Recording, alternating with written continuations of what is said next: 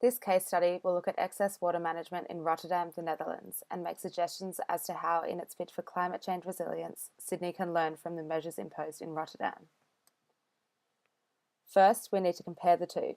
Rotterdam and Sydney are major economies. Both cities are major ports situated next to the ocean with large rivers running through each. Rotterdam has long had to safeguard against surges and floods as approximately 80% of the city lies beneath sea level. Its coastal and tidal riverside locations make Rotterdam particularly vulnerable to these extreme weather events. Flooding constitutes the most serious natural hazard faced by the community in Sydney. Due to high urbanisation, there are little catchment areas for stormwater, and this can be evidenced in flash flooding throughout the city.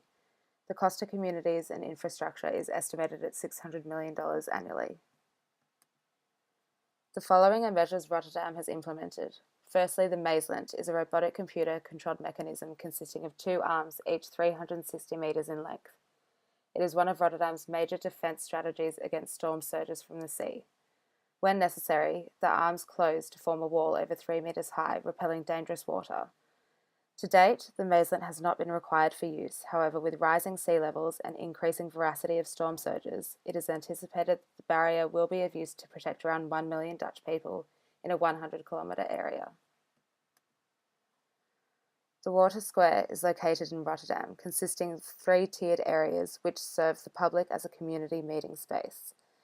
In heavy rainfall and periods of flooding, stormwater is channeled in the direction of the 3 areas to form catchment systems by acting as pools to store excess water from running through the city.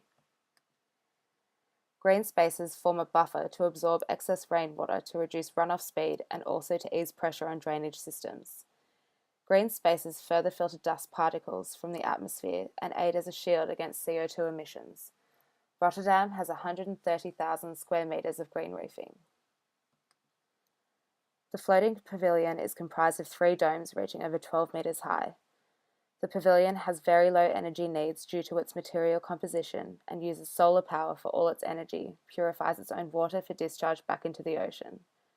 The floating pavilion evidences the ability to live on the water rather than keeping it out, a necessary move in the face of severe climate change.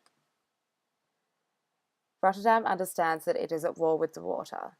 Failures of inaction in the past have led to widespread property and economical damage and large human casualty. When looking at action versus non-action, the Mazelint, for example, could be argued as a drain on resources. However, this could pale in comparison to the destruction for communities and critical infrastructure potentially caused by a storm surge. The economic prosperity has arisen from the implementation of the barrier is immeasurable. Used often and effectively, the Water Square holds next to no risk. However, the risk of non-action is immense. Given the relatively low cost, high yield of the sites and their relative banality prior to the development, there is little argument against this bold strategy. Without the Water Square, stormwater would continue to wreak havoc on the drainage capabilities of the city. Green spaces are so effective in easing pressure on drainage systems in the city and other benefits such as CO2 emission reduction.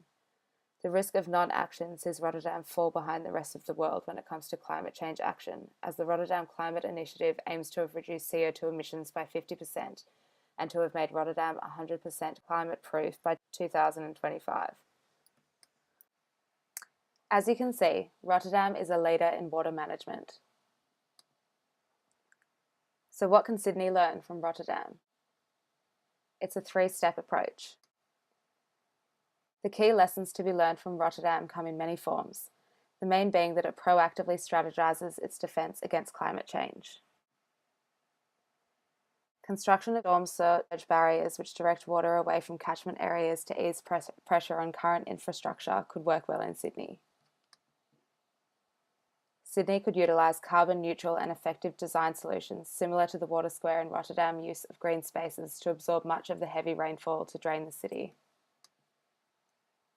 Sydney can learn from Rotterdam governance structures by opening its closed doors to innovative solutions arising from the open and honest briefs which challenge the local community to think differently. These measures can assist Sydney to become more resilient in the future.